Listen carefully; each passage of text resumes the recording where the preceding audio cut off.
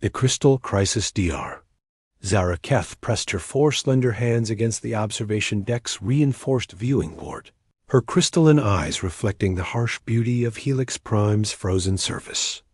The moon stretched endlessly before her, a wasteland of quantum ice formations that sparkled like scattered diamonds under the pale light of distant stars. At -180°C, this place was considered uninhabitable by every known species in the galaxy. Every species except humans. Apparently, the Exerian physicist had spent 3 decades studying the impossible physics of quantum ice, those mysterious crystalline structures that defied conventional understanding of molecular behavior. Her research station, suspended 2 kilometers above the moon's surface by gravitational stabilizers, represented the pinnacle of alien engineering. Climate-controlled, radiation-shielded, and equipped with the most advanced scientific instruments in the Ming sector. It should have been perfectly safe. The first tremor shook the station at exactly 0347 hours. Station time. Dr. Keth's assistant, a young Exerian named Pip, whose enthusiasm often exceeded his caution, came rushing into the main laboratory with his sensor pad clutched in his smaller secondary arms. Professor Keth, Pip's voice carried the high pitch of panic. The quantum resonance readings are off the scale. Something's happening to the primary support matrix. Zara quickly moved to the central console, her 4 arms dancing across multiple control surfaces simultaneously. The holographic displays painted a grim picture. The station's main structural supports, made from the finest crystalline compounds in Exerian space, were developing microscopic fractures.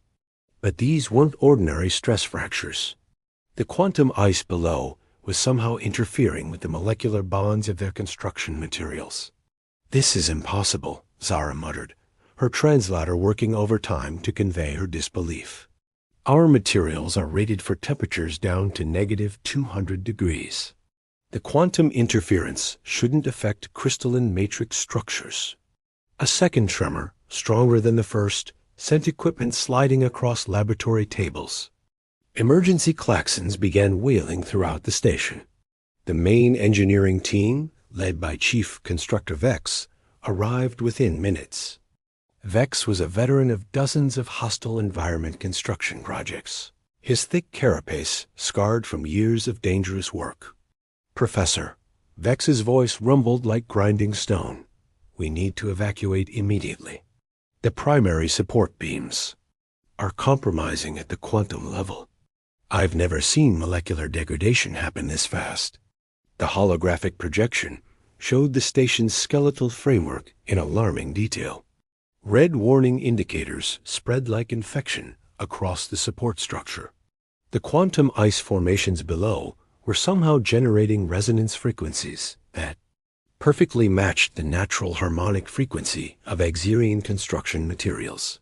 It was creating a feedback loop that was literally shaking their building materials apart at the atomic level. "How long do we have?" Zara asked, though she dreaded the answer. "At current degradation rates, maybe 6 hours before catastrophic failure," Vex replied grimly.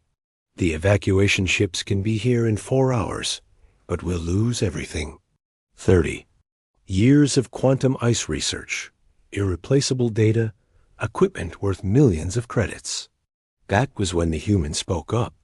Marcus Chun had been quietly observing from the corner of the laboratory, his thermal suit making him look bulky and primitive compared to the sleek environmental systems the Exerians used.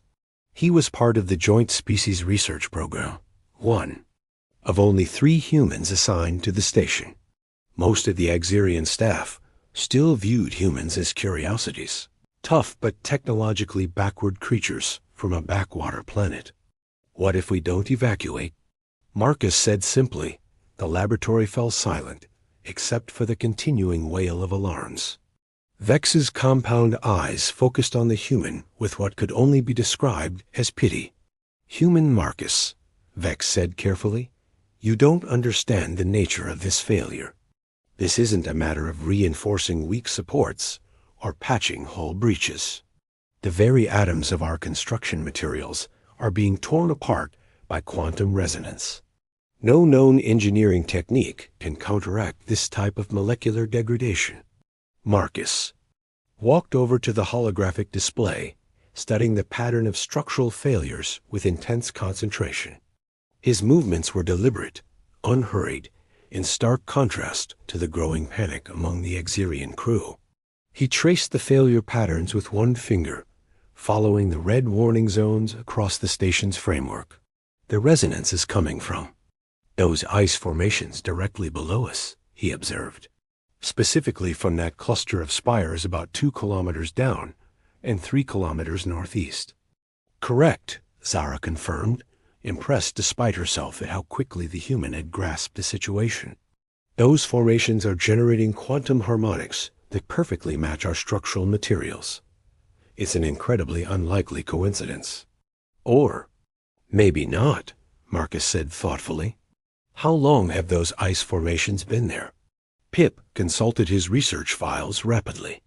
Geological surveys suggest they formed approximately 50,000 years ago, during the last major glacial period on this moon. Marcus nodded slowly. And when was this research station first planned and constructed? Planning began 8 years ago, Vex replied. Construction was completed 18 months ago.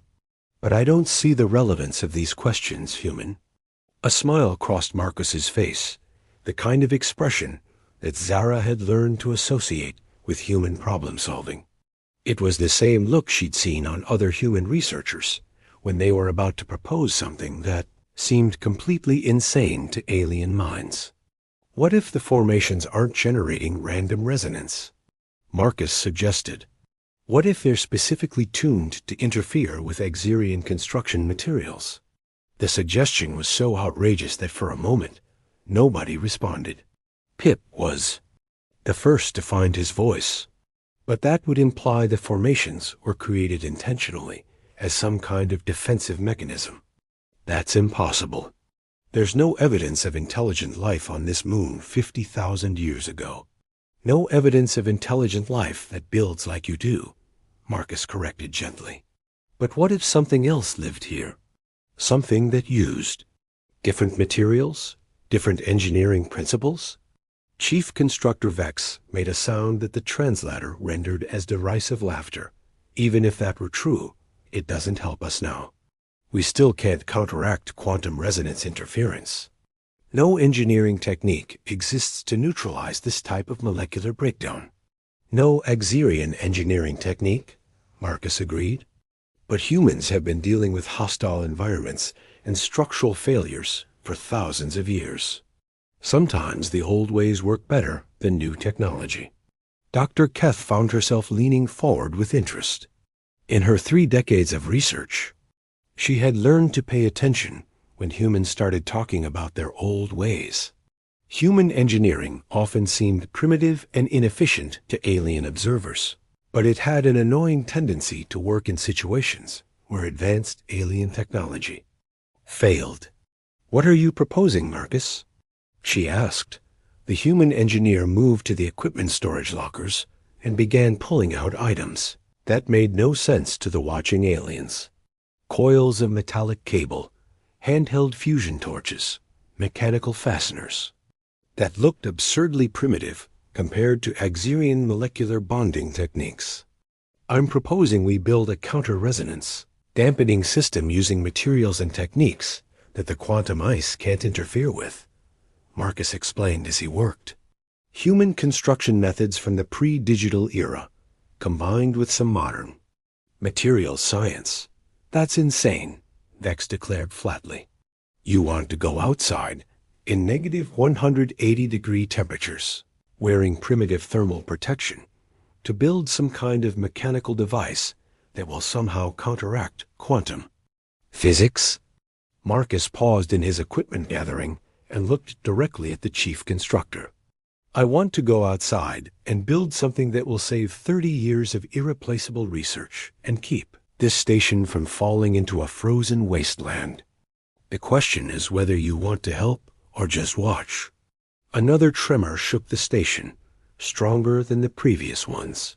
More red warning indicators appeared on the holographic display. The molecular degradation was accelerating. Dr. Keth made a decision that would haunt her scientific worldview for years to come. "What do you need, Marcus?" The human's grin was infectious, even through the environmental suit's faceplate. "I need 6 hours, a lot of metal cable, some basic tools, and someone to monitor the quantum resonance patterns while I work. Oh, and I need everyone to stop thinking about this as an engineering problem and start thinking about it as a physics problem." "I don't understand the distinction," Pip said, his confusion evident. Marcus shouldered his equipment pack and headed for the station's airlock. "Engineering is about building things the right way. Physics is about understanding why things work the way they do. Sometimes you have to ignore the right way and focus on the why." As the airlock cycled and Marcus stepped out onto the station's external platform, Dr. Zara Keth realized she was about to witness something that would either be a spectacular failure or a fundamental challenge to everything she thought she knew about the limitations of primitive technology.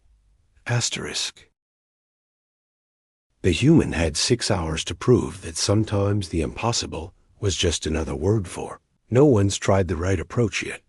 Outside the station, in temperatures that should have killed any organic being in minutes, Marcus Chun began to work.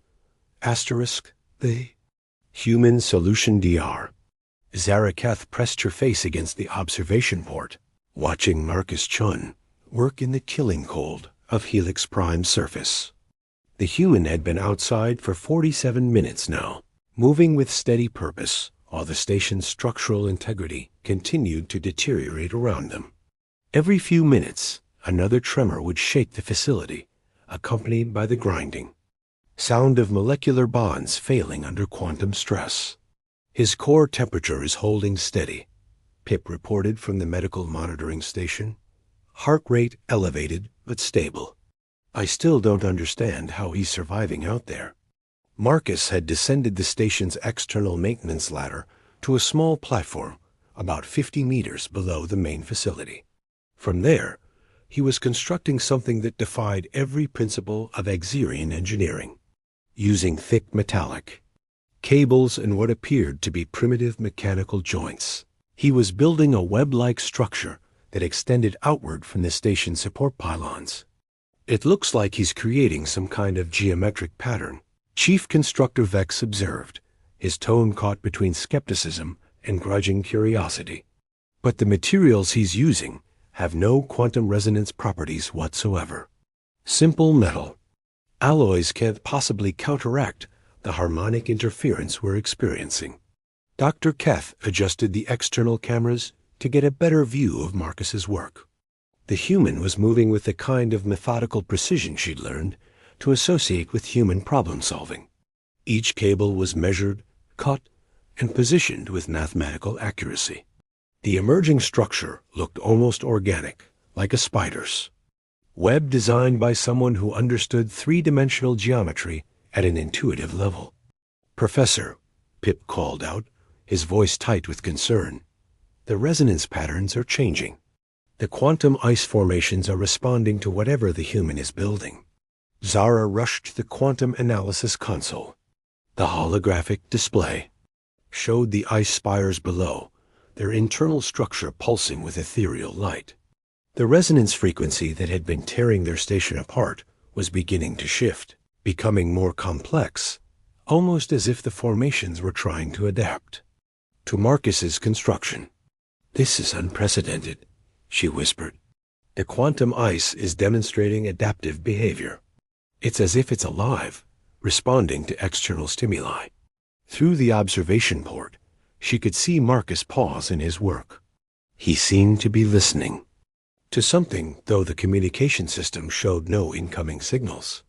Then he nodded once and continued building, but now his pattern was different.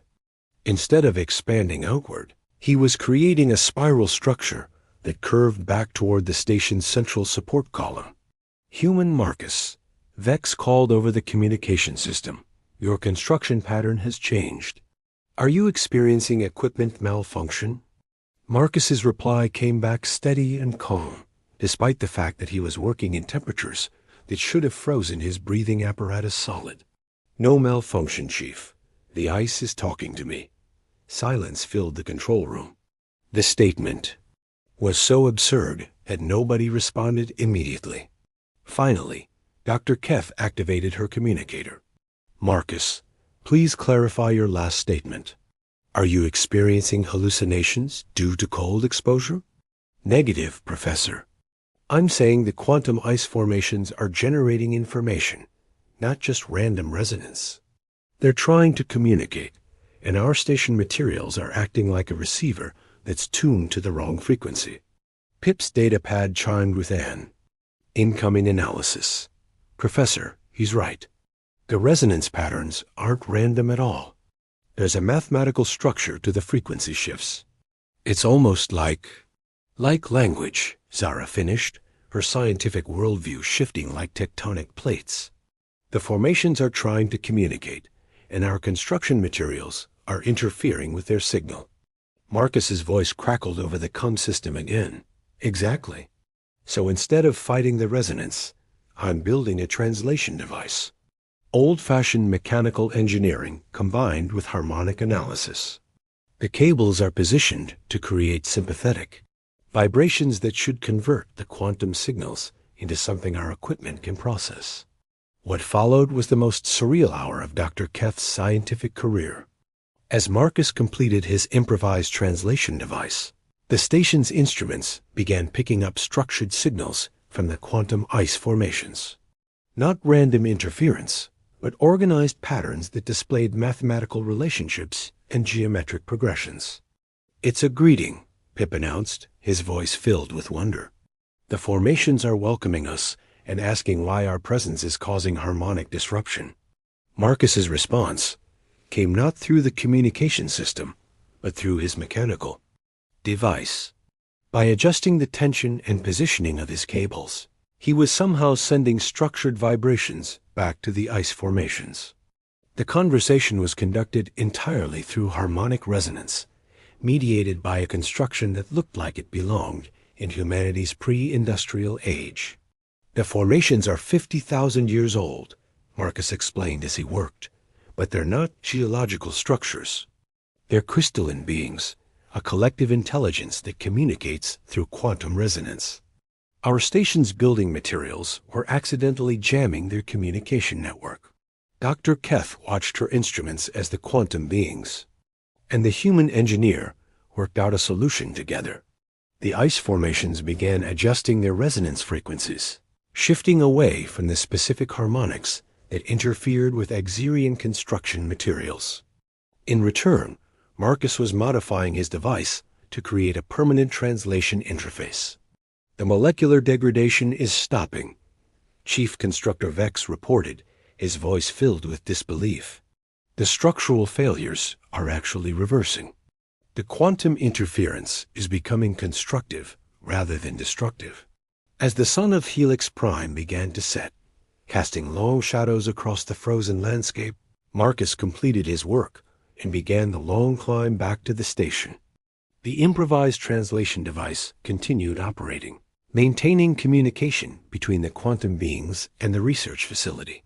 When Marcus finally cycled through the airlock, his environmental suit covered with frost, but his vital signs strong, he was greeted by a control room full of aliens, who were looking at him with a mixture of awe and confusion. Dr. Keth was the first to speak. Marcus, what you've accomplished today challenges everything we thought we knew about engineering, physics, and communication. How did you know what to do? The human engineer removed his helmet and ran a hand through his frost-covered hair. Professor, humans have been dealing with hostile environments for millions of years. We learned long ago that sometimes the best way to solve a problem isn't to overpower it with technology, but to understand it and work with it. But the mathematical precision required for harmonic translation, Vex protested, the calculations, alone should have taken days with our most advanced computers. Marcus smiled, that same expression that Zara was beginning to recognize as uniquely human. Chief, my species built the pyramids with ropes and levers, navigated oceans by reading the stars, and survived ice ages with nothing but intelligence and determination. We don't always need computers to solve complex problems. Sometimes we just need to listen to what the universe is trying to tell us.